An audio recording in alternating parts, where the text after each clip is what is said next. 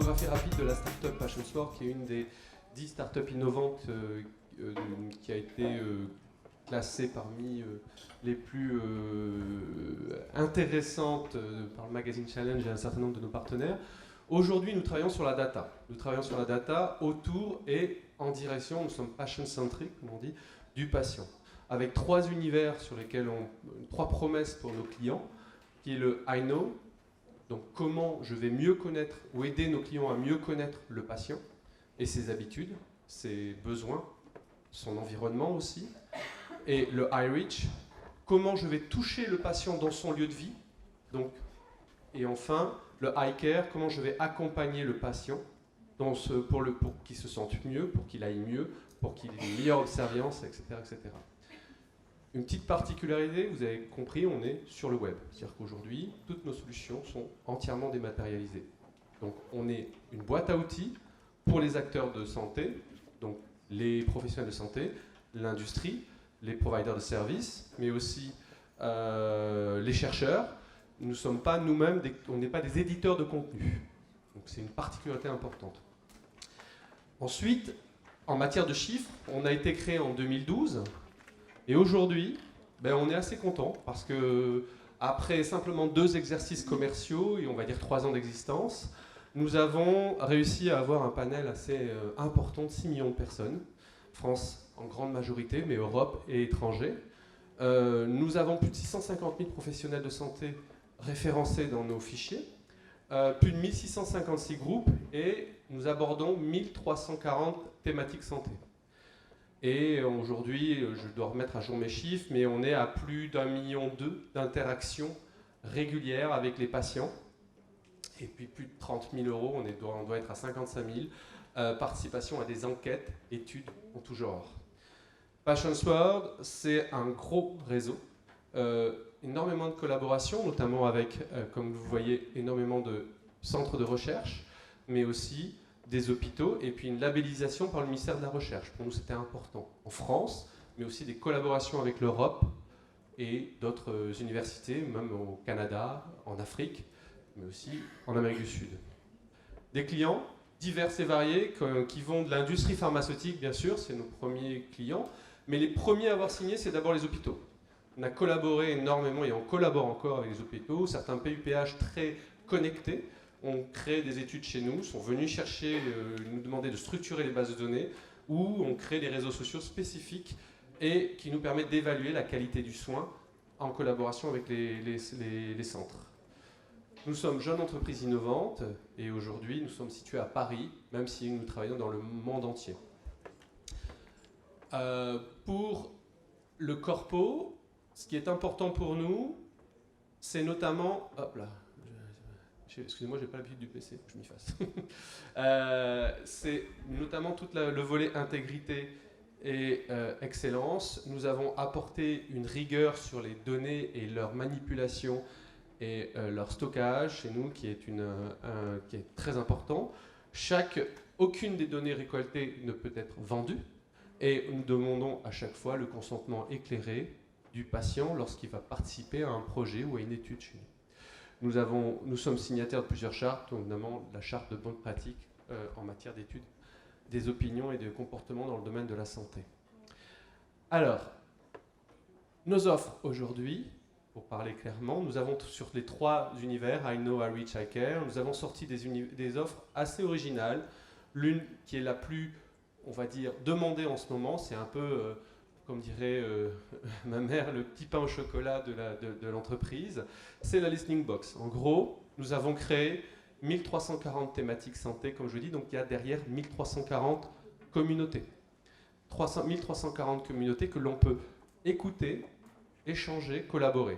Donc nos clients viennent chez nous plugger une Listing Box, c'est-à-dire concrètement, imaginez, vous êtes un laboratoire, ou vous êtes un chercheur, ou vous êtes une biotech, vous souhaitez savoir ce qui se dit sur, par exemple, le cancer du col de l'utérus, parce que vous avez un service, vous avez une molécule, vous avez un besoin de connaître ce que les patients échangent. Donc on va vous ressortir un certain nombre de verbatim et d'informations qu'on va classer et analyser dans ce type de produit. C'est très simple, les groupes de discussion existent, ils parlent tous les jours, ils sont très actifs, ils ont besoin, et nous collectons les insights de façon anonyme, et ensuite on les formate soit sous forme d'infographie, donc pour un large public, soit sous forme de newsletter, donc classifié, ou soit sous forme de rapport. Le deuxième type d'offre qui fonctionne très bien chez nous, ce sont les offres sur tout ce qui est Patients Ops. Donc on crée des observatoires spécifiques sur l'univers du patient. Autre exemple, l'arthrose, les douleurs chroniques, vous êtes spécifié, vous avez besoin d'informations dessus, nous allons créer une communauté qu'on va faire monter ensemble, on va décider du nombre de personnes, on peut aller des milliers de patients, voire même des dizaines de milliers de patients, sur une thématique santé. Par exemple, douleur chronique, aujourd'hui, notre client nous avait demandé d'observer 4000 patients. En 2 mois et demi, on a recruté les 4000 patients. Et aujourd'hui, on est à plus de 8000 patients sur cette communauté. Donc c'est un observatoire qui s'est mis en place derrière cette thématique, ce qui nous permet de voir à peu près et de lancer des thématiques importantes. Et là, l'univers qu'on avait observé, c'était le rapport avec le professionnel de santé, notamment quelles difficultés le patient avait pour exprimer sa douleur ou les typologies de douleur au professionnel, quelle compréhension, d'après le patient, le professionnel de santé a de cette thématique, quel type d'outils, quel type de verbatim pourrait se mettre en place, etc. etc. Donc ces observatoires sont vraiment pratiques et ils sont aussi assez bien perçus, aussi bien par les patients, les associations qui participent souvent à ces observatoires. Hein, la plupart du temps, on a, enfin même on va dire à 100% du temps pour l'instant, une, deux ou plusieurs associations qui sont présentes dans ces observatoires. Ils durent généralement minimum 1 an, ils peuvent aller jusqu'à 3 ans. Le contrat qu'on a le plus long pour l'instant, c'est 3 ans. Ensuite, dans notre univers, nous avons toujours dans le I know, et c'est la troisième typologie qui est la plus demandée chez nous, le MRI, donc le Multi-Channel Research Intelligence. En gros, c'est une veille du web. Alors, c'est une veille du web un peu particulière, parce que nous, ce qu'on ne peut pas faire, c'est on n'aspire pas le web. Par contre, on va scanner l'ensemble du web sur des thématiques de santé. Notre but est de mapper les key influencers, donc si j'emploie un peu trop d'anglicisme, veuillez m'excuser, mais c'est un peu un défaut du métier. Donc les key influencers, les stakeholders et tous les acteurs ou même les patients qui vont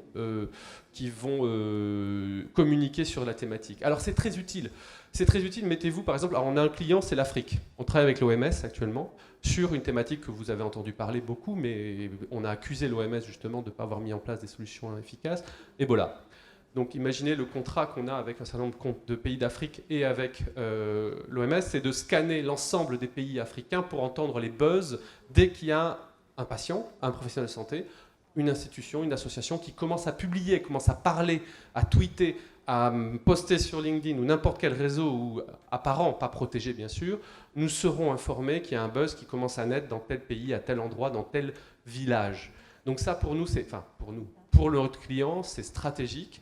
Parce que ça, l'année dernière, on l'a dit, on lui a même critiqué, c'est que ces buzz existaient sur le web, mais personne n'a tenu compte. On fait la même chose dans le diabète. Aujourd'hui, on a des contrats, on a près d'1,5 million de contrats en cours de signature sur l'Afrique. C'est le pays qui prend le plus en compte cette solution, parce que c'est une solution qui permet de mettre en place des solutions de santé publique, de veille de santé publique, économes, parce que les Ebola diabète, c'est à peu près 100 000 €, donc c'est rien. C'est rien du tout, et qui peuvent être gérés directement par le ministère de la Santé.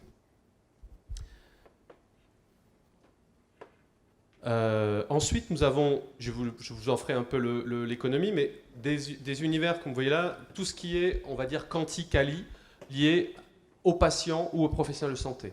D'ailleurs, c'est comme ça qu'on a commencé, mis en place énormément d'études qualitatives et des études de qualité de vie des patients. Et le deuxième typologie, c'est les études d'observance en relation avec le médecin. Il y a une grosse étude qu'on a en cours actuellement au Mexique, mais aussi en France, en Belgique. Donc c'est un laboratoire qui est, je ne le citerai pas, mais c'est le sponsor de la manifestation, nous a choisi pour pouvoir mettre en place une étude dans une thématique spécifique, la dermato, sur des typologies de patients en incluant le professionnel de santé.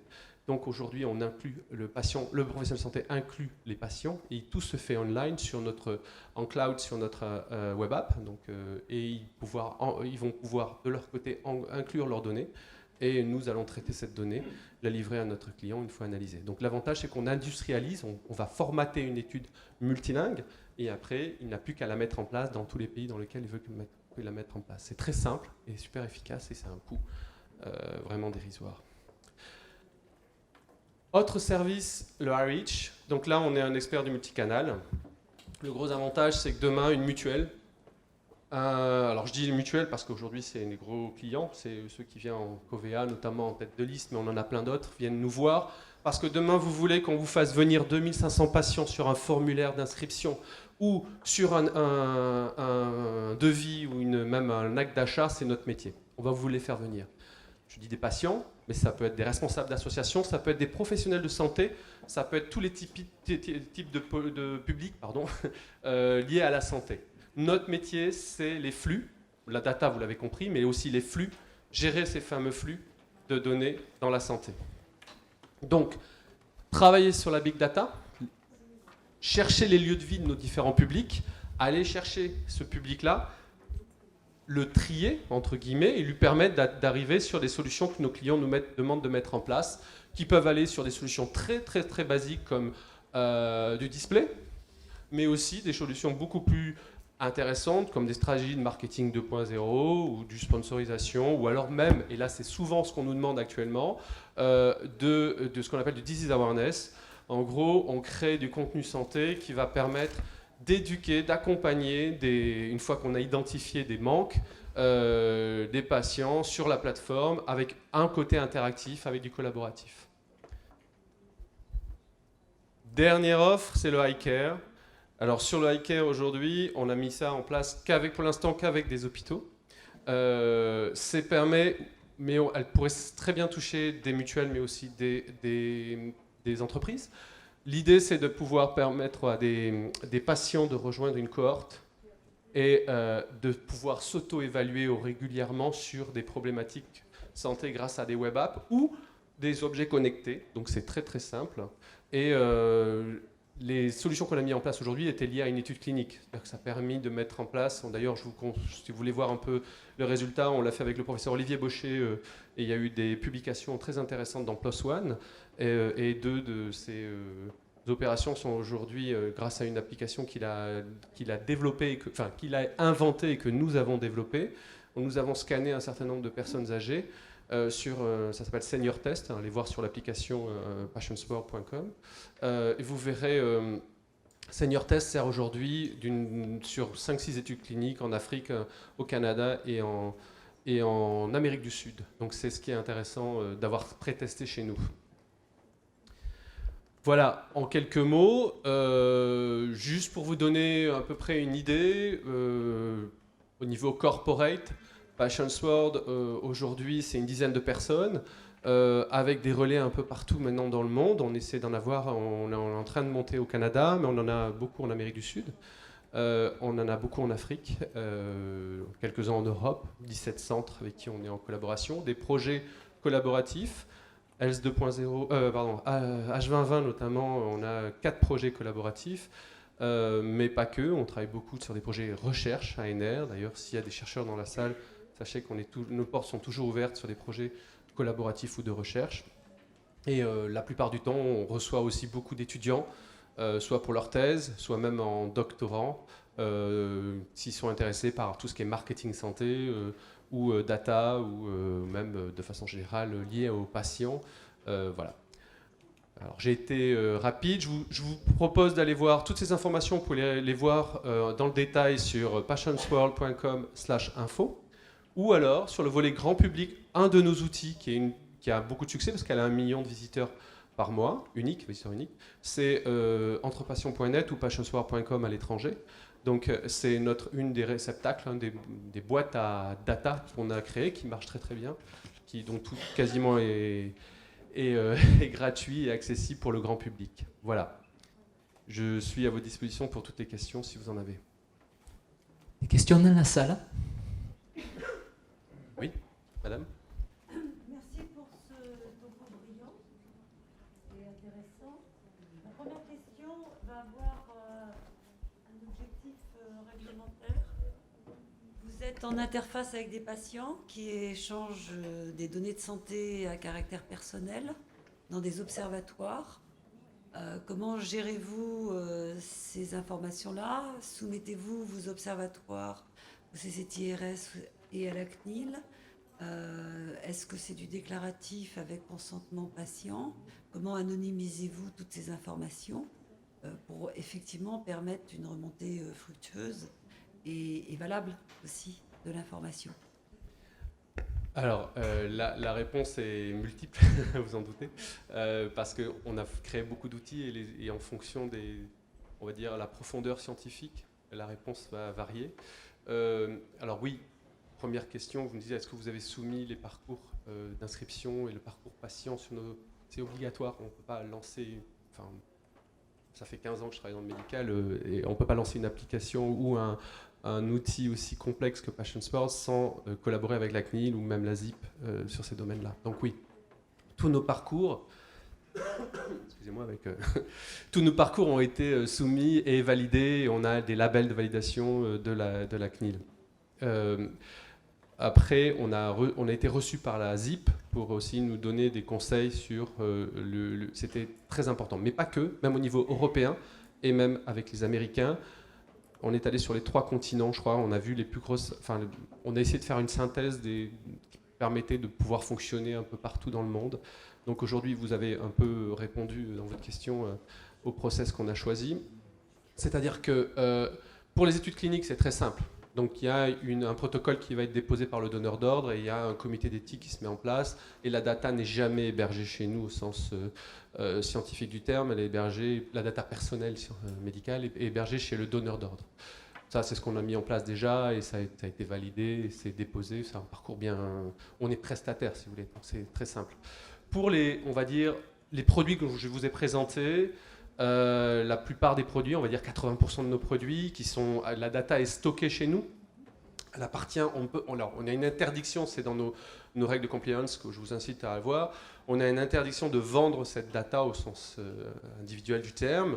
Les adresses e-mail ne sont pas cessibles, on ne les pollue quasiment pas avec des publicités. D'ailleurs, la publicité va être supprimée de notre site. On l'avait testé pour voir si ça rassurait ou pas. Là, on la supprime cet été. Donc, la data est anonymisée, c'est-à-dire que le parcours d'inscription, quand vous allez vous inscrire, vous verrez, on vous incite de prendre un pseudo, de ne pas parler de données personnelles, de ne pas afficher de numéro de téléphone, etc. etc. Malgré ça, on ne peut pas interdire, ce n'est pas le principe du site, sinon ça ne marcherait pas, il n'y aurait personne sur la plateforme. Donc si la personne le fait, elle, par contre, on doit obtenir son libre consentement lorsqu'il participe à des programmes ou à des études. Et ça, c'est vrai qu'on ne peut pas implémenter. La seule exception à ce que je viens de dire, c'est la big data. En gros, effectivement, je ne suis pas de choix. Quand je scanne mes process, c'est-à-dire mes discussions, donc c'est le produit numéro... J'ai oublié, ça y est. Listening box, voilà. Dans les listening box, on va faire... Là, mais c'est fait à la main. Enfin, il y a une partie automatisée, bien sûr, par rapport au wording. Mais l'analyse se fait à la main et on ne peut pas...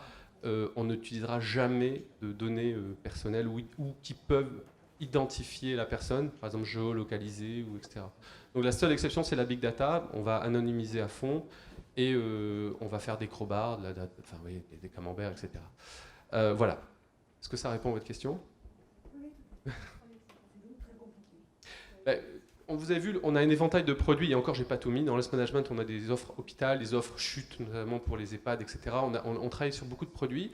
On n'a pas un parcours identique. Vous savez ce que c'est, la santé, le médical, et notamment dès qu'on touche à la data, il y a des process de protection différents. Donc oui, à chaque fois, on doit être expert, on doit faire attention. On joue avec la data des gens, donc on doit à chaque fois respecter les règles en vigueur. D'autres questions? Oui. Bonjour. J'aurais voulu savoir comment est-ce que, au début, vous avez parlé de plus de 600 000 professionnels de santé. Oui, une database. Ouais, Et en fait, comment est-ce que vous arrivez à cette database? Est-ce que c'est les médecins qui s'inscrivent ou vous les contactez? La relation? Parce que les médecins n'ont pas beaucoup le temps de s'occuper des réseaux sociaux. Non, ils n'ont pas de temps. Ils sont obligés de clair. Hein. Même Ouais. quand on fait une étude avec les médecins, qui implique les médecins, on est obligé de faire du phoning derrière pour les inscrire. En France, à l'étranger, c'est différent. Ah. Aux États-Unis, en Angleterre, on a fait des études. Au Mexique, top, tout de suite ils répondent. En France, je ne sais pas pourquoi, ils n'ont pas le temps. Donc on est obligé de faire un coup de phone derrière pour les inciter. Alors pour l'inscription, c'est différent. Là, nous, on est des experts du multicanal. Pareil, pour construire cette base de 650 000, on a mis en place un certain nombre de catcheurs, c'est-à-dire on a plein d'actions qui sont en cours au quotidien. C'est-à-dire qu'on a, on a fait de la co-registration, on a fait de l'affiliation, et on a fait même un peu d'achat de base, pour être complètement transparent, et on a assimilé tout ça. Mais maintenant, 25% du renouvellement de la base se fait de façon naturelle. C'est-à-dire que les médecins, on a un annuaire, ils ont du trafic naturel par l'annuaire, et donc ils nous appellent ou nous envoient un mail pour nous demander de changer les coordonnées ou de rajouter leur nom. C'est de la publicité pour eux, enfin, c'est la seule façon qu'ils ont de pouvoir faire une communication sur... et donc ils font attention à ça. C'est une sorte de marketing pour eux alors d'avoir une visibilité sur Internet. Oui, sachant qu'ils savent qu'on est dans un environnement... Alors, Patients World, comme son nom le dit, on est très médical, très santé, mais vraiment santé. Si vous venez chez nous pour faire que du bien-être, genre sport, la jeune femme de 30 ans, super sportive, qui n'est jamais malade, n'est pas vraiment la cible, c'est pas vraiment ma cible. Moi, ma moyenne d'âge, j'ai oublié de vous dire dans les chiffres, je ne sais pas si je vous l'ai mis, mais elle a 54 ans, c'est plutôt une femme, parce que c'est elle qui décide pour le foyer. Les femmes sont vraiment, dans ce domaine-là, aussi très prescriptrices. Elle a généralement une moyenne de 3-4 pathologies, ou elle est intéressée par une moyenne de 3-4 pathologies. Donc on est vraiment... voilà, ils savent que les médecins ils sont dans leur terrain. Alors, vous parlez des médecins, mais dans les 150 000, je vais être très clair, ce n'est pas que des médecins. Hein. On a tout ce qui est paramédical, on a aussi même tout ce qui est service, donc taxi à la personne ou soins à domicile. Donc, on a des fichiers assez larges.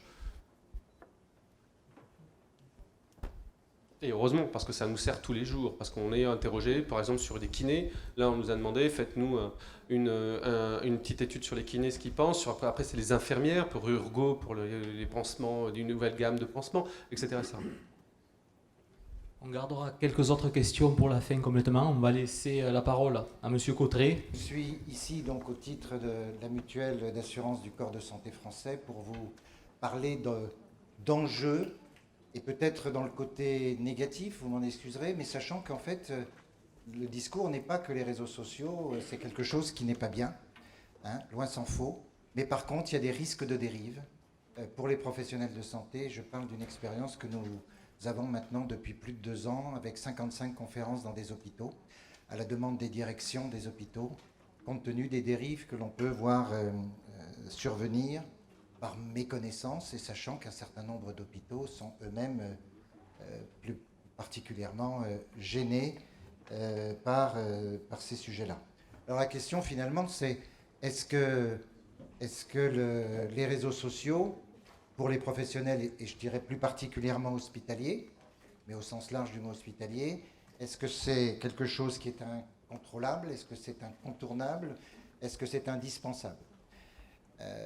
Moi, j'ai envie de vous dire, maintenant que j'ai 45 ans, je veux dire d'activité professionnelle, que je fais partie des gens qui ont été un tout petit peu surpris un jour de voir la publicité du fax à la télévision. Ce truc qui permettait à l'autre bout de la France, en 15 secondes, 30 secondes, d'avoir le même document. Quand on se souvient qu'il y a quelques années, pour une photocopie, il fallait la faire certifier au commissariat. Donc les réseaux sociaux sont là. Ce sont les autoroutes de l'information, comme on les appelait il n'y a pas longtemps. Et évidemment, de la même façon que certains aussi, il y a 50 ans, étaient inquiets des autoroutes, il va falloir faire avec. Et le mieux, c'est de composer comme il faut. Alors on a, nous, 950 000 professionnels de santé chez nous, hein, sur les 2 millions, selon la manière dont on les compte. Et juste vous dire pourquoi on s'intéresse à ce sujet et pourquoi on a une fondation qui s'occupe de la relation patient-soignant. Parce que le sujet des réseaux sociaux dont je vais vous parler, c'est une question de relation patient-soignant, de relation de communication patient-soignant. Eh bien, dans 7 cas sur 10 des 3200 à 3400 dossiers de professionnels qui sont attaqués par des patients que nous avons chaque année. Dans 7 cas sur 10 se pose un problème de communication, de mauvaise, d'insuffisante communication. 7 sur 10. De 2010 à 2014, bon.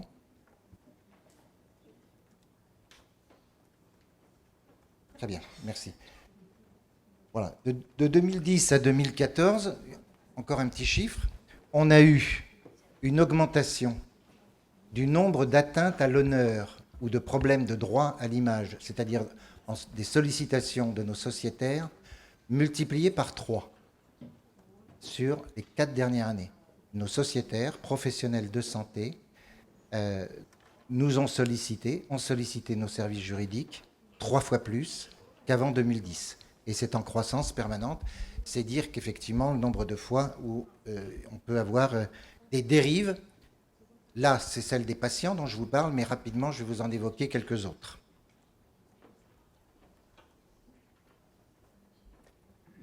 Voilà. Alors donc, pour le coup, nous, on s'est mis à essayer d'aider nos assurés et par là même les hôpitaux. Et on a édité 2 guides dont vous aurez chacun un exemplaire, qui sont ici. Certains peut-être les connaissent. Et ça fait donc maintenant depuis 15 mois que nous donnons des conférences dans les hôpitaux pour les aider. Et j'en suis aujourd'hui à 55 et il en est programmé jusqu'en octobre déjà 67. Et puis il en vient tous les jours une ou deux de plus, enfin, toutes les semaines une ou deux de plus, pardon. Donc, quelles sont les questions? La question, c'est de savoir, est-ce qu'on a des codes sur ces autoroutes? Est-ce qu'on a des codes? Comment bien se conduire? Alors, je fais partie des anciens, je vous l'ai dit, 45 ans d'activité, qui ont traversé l'Atlantique, anciens professionnels de santé, qui ont traversé l'Atlantique pour aller voir ce que faisaient les Québécois en matière de qualité. Et alors, comme j'avais du mal à comprendre, non seulement parce qu'ils avaient un accent à couper le beurre, mais aussi parce que c'était un peu nouveau pour nous, les petits Frenchies. Quand je lui ai dit à un collègue, je ne comprends pas très bien ce que tu fais, il m'a dit, mais c'est normal, parce que chez nous, on dit que rien qu'à voir, on voit bien, que dans le noir, on ne voit rien. Merci les Québécois pour cet éclairage. Je ne sais pas vous, mais moi, je vous parle de réseaux sociaux. Aujourd'hui, j'en parle dans beaucoup d'endroits, mais je ne suis pas sûr de tout maîtriser, de tout comprendre. Incontournable, incontrôlable, indispensable, c'est bien la question. Pourquoi il faut s'en préoccuper dans les hôpitaux, cliniques et même dans le secteur libéral de ces réseaux sociaux? Alors si on parle des hôpitaux, c'est parce qu'il faut effectivement avoir les bonnes conduites, protéger les personnels, protéger les professionnels aussi, faire respecter les droits de l'hôpital, la réputation, etc. Donc en fait, on a un risque de dérive d'utilisation. Ce sont quelques slides de ces conférences que je vous passe rapidement, mais vous savez lire aussi bien que moi, voire mieux. Elles sont souvent inconscientes. Inconscientes quand elles sont produites ou inconscientes dans les conséquences. Il n'y a pas 3 mois, si, il y a presque 3 mois, puisqu'on est le 1er juillet, il y a plus de 3 mois, juste vous dire qu'il y a une aide-soignante qui s'est suicidée. Alors, ce n'est pas Facebook qui l'a suicidée. Elle était suicidaire. Sauf que, comme tous les mois, elle va voir sa grand-mère à 80 km de l'hôpital où elle travaille, qui pendant tout le week-end hésite, puis finit par lui sortir la dizaine de feuilles imprimées par le fils du boucher du village d'à côté, donc c'est 80 km plus, lequel fils du boucher est un copain et a trouvé sur Facebook 10 bad buzz concernant cette aide-soignante, la traitant et la traînant plus bas que terre, de feignasse pour rester très poli. D'accord ? Donc elle est dépressive, elle est le mouton noir du service. Le choc pour elle, c'est qu'à 80 km pour sa grand-mère qui la porte au nu, elle est vraiment une moins que rien. Ça, c'est presque gentil. Inconscientes, elles sont fréquentes, beaucoup plus qu'on ne pense. Aujourd'hui, les hôpitaux le découvrent. C'est la preuve de leur demande de former le personnel aux bonnes pratiques. On n'a pas tous les chus aujourd'hui qui sont sur les réseaux sociaux. C'est comme si on disait, y a des gens qui n'empruntent pas les autoroutes. Alors c'est vrai, il y en a encore qui préfèrent les petites routes, mais en tout cas, ils composent avec les autoroutes. Est-ce qu'il faut s'en abstenir? Et elles sont parfois préjudiciables. Je vous ai donné 1 ou 2 exemples, je vais vous en donner encore 2, 3 qui vont refroidir. Et pourtant, je crois aux réseaux sociaux, la MACSF croit aux réseaux sociaux, il y a de belles choses à dire. Certains responsables d'hôpitaux me disent on n'y va pas parce que ici c'est la mort et la maladie. Oui, pas que. Il y a la guérison. Il y a des belles choses qui se font à l'hôpital. On peut parler de certaines choses. Il ne faut pas forcément hésiter. Vous savez, j'ai l'impression de revivre Gutenberg, hein, mais pour le coup, là, je n'ai pas assez d'années, ni d'exercice, ni de naissance, mais on a quand même voulu brûler Gutenberg. Je ne pense pas qu'il faille brûler les réseaux sociaux. Loin s'en faut. Alors, on en parle, on ne sait pas bien ce que c'est. Les dérives sont préjudiciables.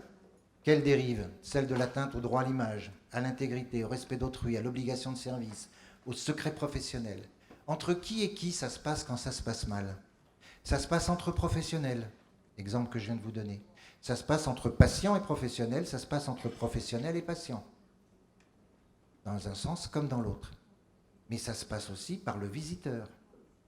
Ça se passe aussi par le fournisseur. Vous savez, la génération des natives digital, mais il y a aussi celle des têtes baissées. Et ce n'est pas que ceux qui sont nés avec le téléphone greffé, c'est tout le monde. Tout le monde est comme ça maintenant. Voilà. Sauf que, de temps en temps, clic. On passe dans un couloir, il y a un patient qui est nu, clic, et on balance. Ici, les patients sont nus et les portes ouvertes. Voilà le genre de message qu'on retrouve. Hein. À l'hôpital, machin, on trouve ça. Voilà. Donc, de la nécessité de fermer les portes, de ne pas laisser les patients nus. Enfin voilà, c'est aussi des sources d'amélioration des bonnes pratiques professionnelles. Alors, c'est aussi le début de la violence sur Internet, ce côté catharsique. Je rentre chez moi et je balance sur ce qui s'est passé à l'hôpital dans la journée, sur les cadres, sur la direction, on n'a pas les moyens, etc. Je vais vous donner quelques exemples. Qu'est-ce qu'on craint? On vous l'a dit, c'est la question de la vie privée, le droit à l'image et c'est face au droit de réserve. Et pourtant, et le secret professionnel. Je ne veux pas vous bassiner de droit, mais quelques éléments sur cette obligation du secret professionnel, qui n'est pas qu'une histoire de blouse blanche, qui n'est pas qu'une histoire professionnelle de santé, ça touche tout le monde à l'hôpital. Depuis l'accueil jusqu'au directeur, les blouses blanches, les cols blancs, les blouses bleues, tout le monde est tenu au secret professionnel. Et si j'insiste un tout petit peu, quand on parle par exemple des infirmières, vous avez vu, le secret professionnel médical et puis celui des infirmiers, c'est que en plus les infirmières ont la charge de veiller à ce que les collaborateurs, notamment les aides-soignants, mais pourquoi pas les stagiaires, à respecter ce secret professionnel. Ça veut dire quoi? Ça veut dire que par exemple, le stagiaire qui, pendant son stage, fait des photos de ses patients, et il balance ça sur Facebook. Il dit rien de mal, il dit, il est content. Mes patients pendant mon stage de psychiatrie, mes patients pendant mon stage de cardiologie. Juste, il n'a pas le droit. Il faut pouvoir l'arrêter, si je peux dire. Arrêter de prendre des photos, je veux dire.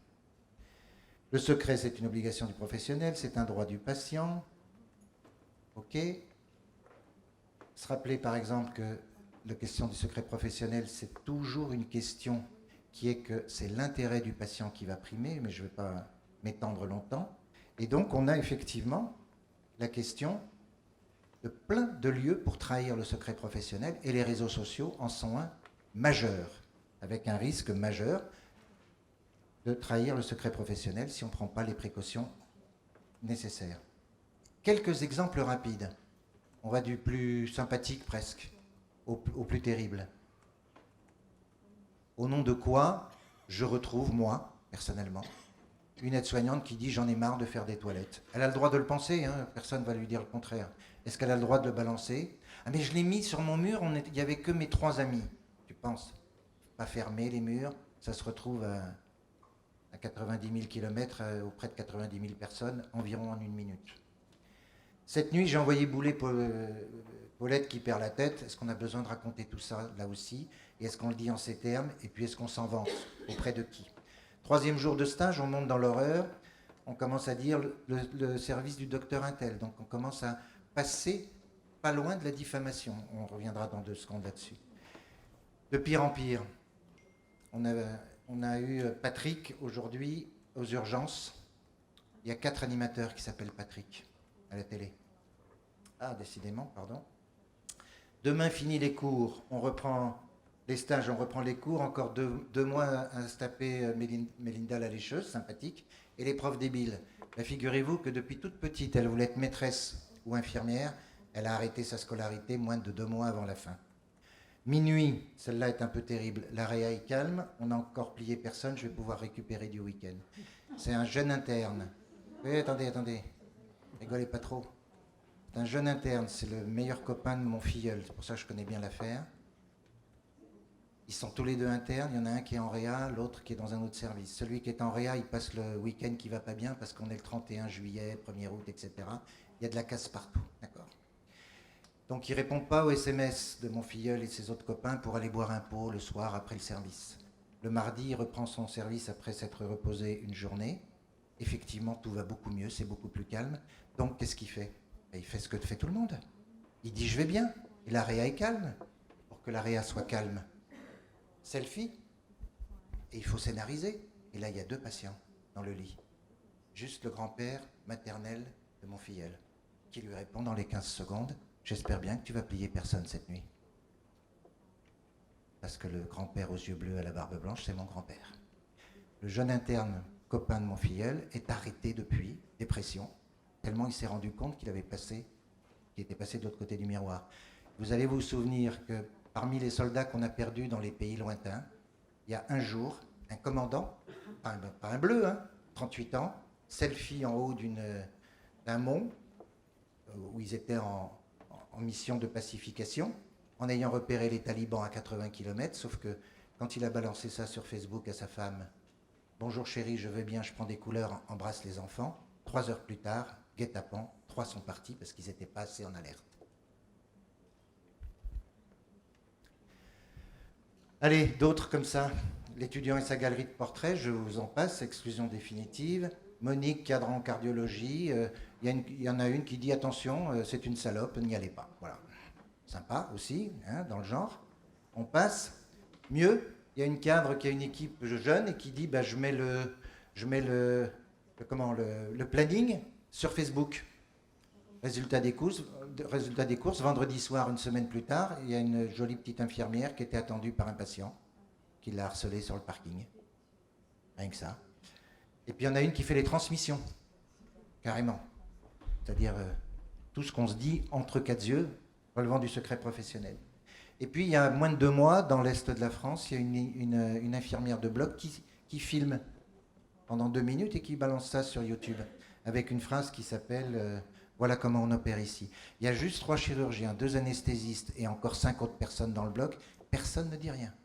Pourquoi tu filmes? C'est pourquoi faire? Mais enfin, on se fait casser la gueule dans le métro sans que personne ne bouge, on est d'accord.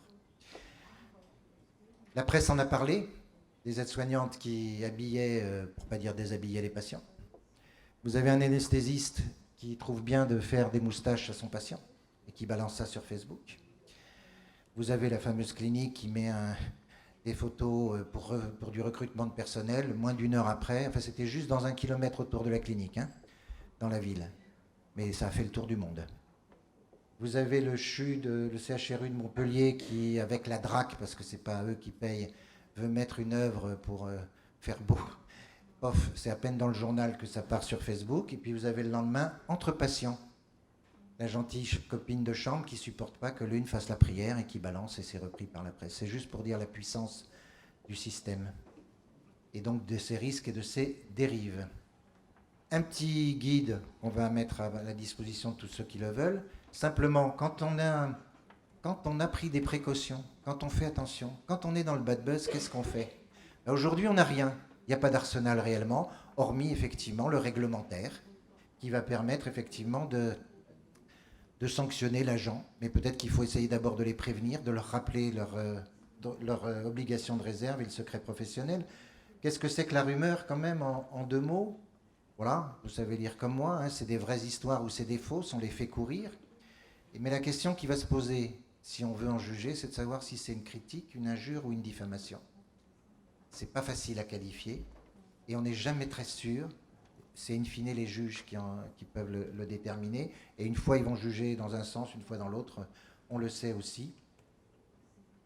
Il y a un effet tsunami, un effet Stogad. Celui qui balance sur le net une quelconque information qu'il ne doit pas, surtout quand elle est effectivement désagréables, mais elles sont pénalement, pour certaines, relevables, ces infractions et ces atteintes. Ce qui est important, c'est de bien qualifier le propos et de faire le juste recours. Ce n'est pas aussi évident que ça. 3 exemples qui montrent la difficulté à qualifier la critique, l'injure ou la diffamation. Vous les avez, je vous les laisse lire. La différence est ténue, c'est très clair, sur le contenu qui est de l'ordre de la critique, avec ce qu'on peut faire, sur le contenu qui est de l'ordre de l'injure. On a juste upgradé un tout petit peu, on a commencé à citer quelqu'un et à qualifier le fait que c'est l'abattoir, donc il y a une qualification, c'est la différence avec l'exemple d'avant. Et puis vous avez ce qui va être effectivement de la diffamation, avec un fait précis, avec une personne identifiable, et effectivement une action pénale qui est possible, mais jamais gagnée d'avance. Bon, ça c'est le rappel aussi juridique sur la manière de poser la plainte pénale et éventuellement demander la suppression du contenu illicite.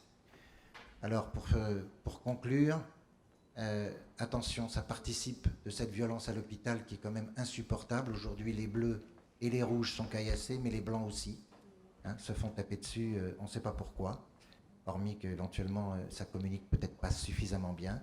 Et pourtant, effectivement, les réseaux sociaux, ça peut être quelque chose de très beau, je le redis à nouveau. Mais en guise de recommandation, il faut savoir qu'on n'a pas forcément pris toutes les précautions pour inscrire dans les règlements intérieurs qu'on ne prend pas de photos, qu'on ne prend pas de son, qu'on ne peut pas diffuser, sauf à le faire avec des responsables de communication, avec l'accord de la direction, etc., de façon normée. Donc il est important de chasser les prises de photos et les prises de sons sauvages. S'informer, se former au bon usage, détecter les mauvaises pratiques, ça permet aussi éventuellement de réajuster. Le jeune qui vient voir sa grand-mère et qui sort en disant la soupe est toujours trop chaude ou elle est toujours trop froide, ma grand-mère ne la mange pas, mais si on arrive à le capter, si on est en veille sur les réseaux sociaux, et si on a une page Facebook soi-même, c'est peut-être là que les gens vont venir poster plus que dans leur propre réseau. Voilà. Et en guise de conclusion, quand même, se souvenir que la CNIL est inquiète pour la première fois depuis le début de l'année. Ils l'ont signalé, la coordinatrice, elle dit attention, il y a un souci. Juste si vous ne l'avez pas encore remarqué ou vu, c'est la e-réputation qui est devenue le premier motif de saisie de la CNIL, alors que l'année dernière, c'était encore le fait de se retrouver dans des fichiers. Donc ça veut dire qu'il y a un vrai sujet d'e-réputation, c'est ce dont je vous parle depuis quelques instants. Google a toujours la mémoire longue, le droit à l'oubli, 70% n'ont pas de réponse, on est d'accord, merci Google.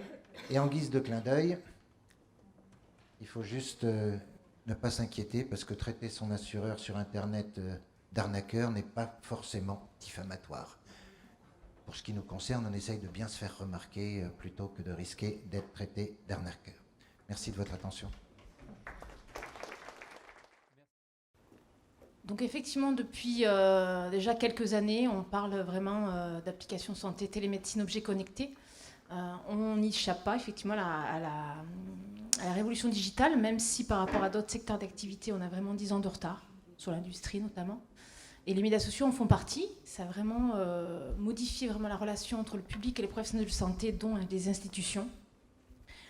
Comme ce qui a été dit, effectivement, de plus en plus d'établissements sont présents sur les réseaux, principalement publics. Le privé est encore peu présent, même si depuis quelques mois, ça a bougé. Mais la France est en retard par rapport notamment aux États-Unis, où il y a même un top 50 des meilleurs établissements sur les réseaux sociaux. En tête d'affiche, la Mayo Clinic et Cleveland Clinic, vraiment, qui ont des chiffres à faire pas lire tout établissement. Et même des sondages ont été faits pour dire que les Américains, le public en tout cas, c'est un facteur de choix par rapport effectivement à leur communication et leur visibilité sur les réseaux sociaux.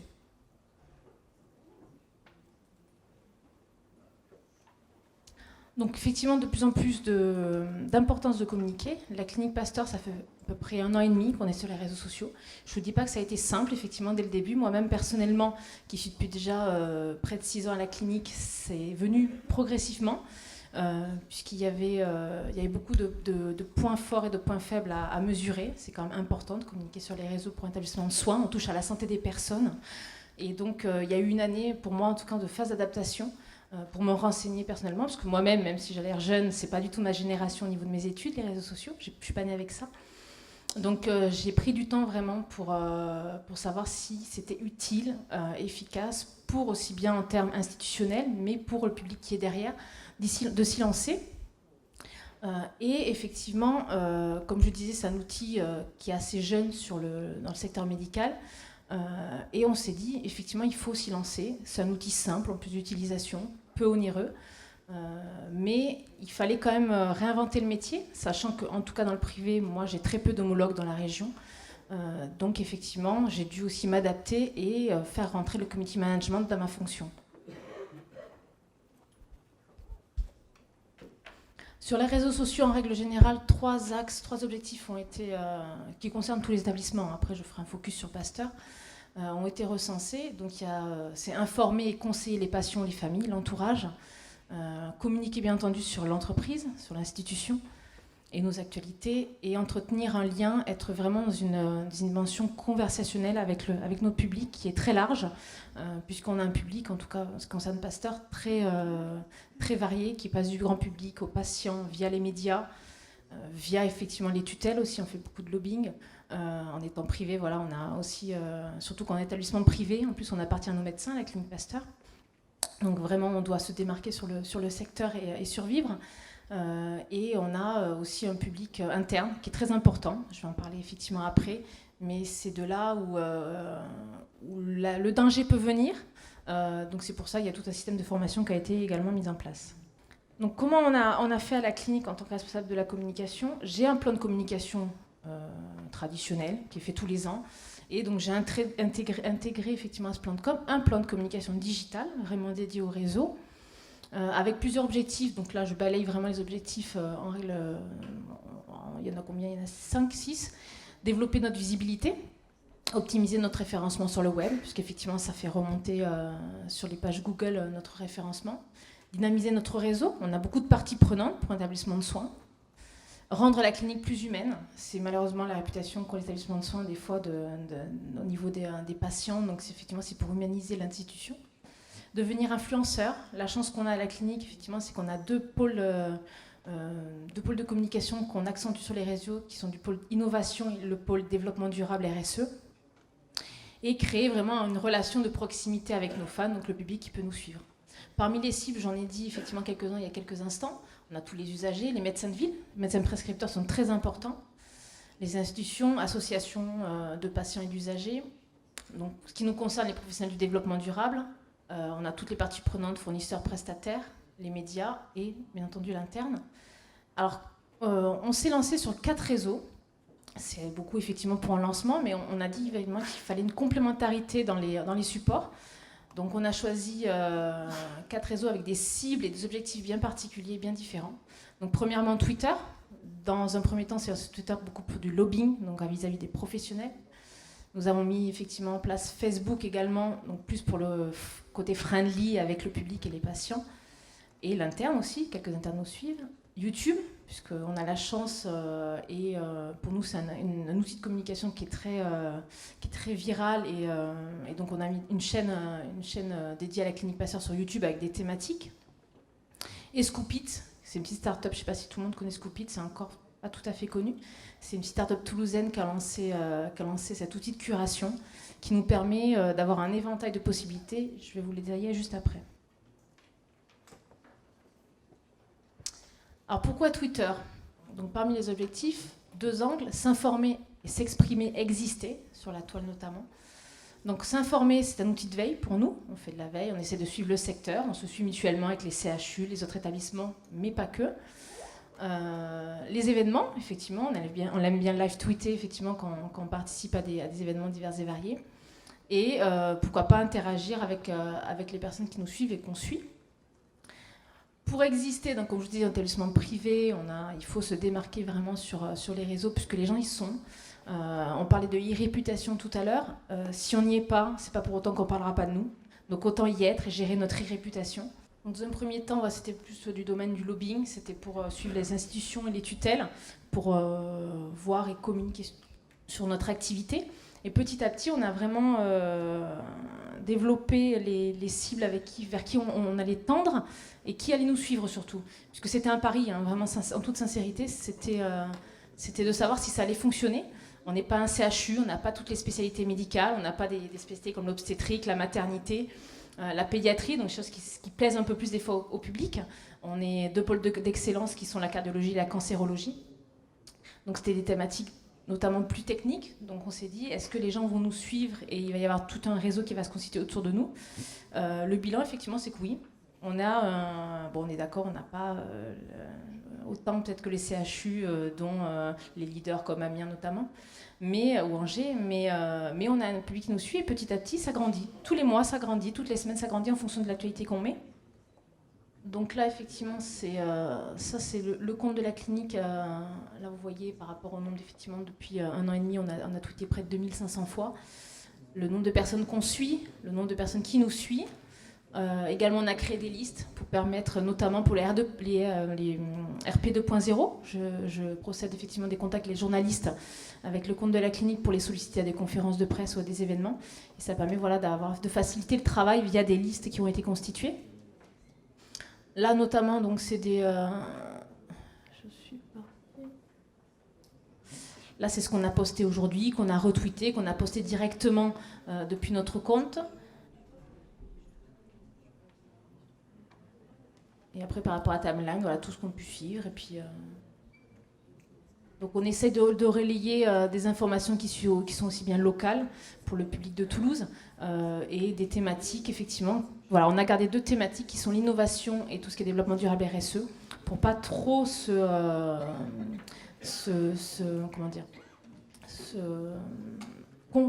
que le public en fin de compte qui nous suit soit pas aussi perturbé par la masse d'informations qu'on peut mettre.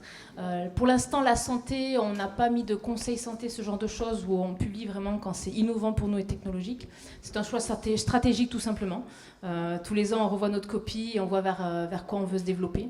Et donc sur 2015-2016, on va essayer effectivement de faire beaucoup plus de relais via notre page Facebook avec des conseils santé, des relais par rapport à nos spécialités.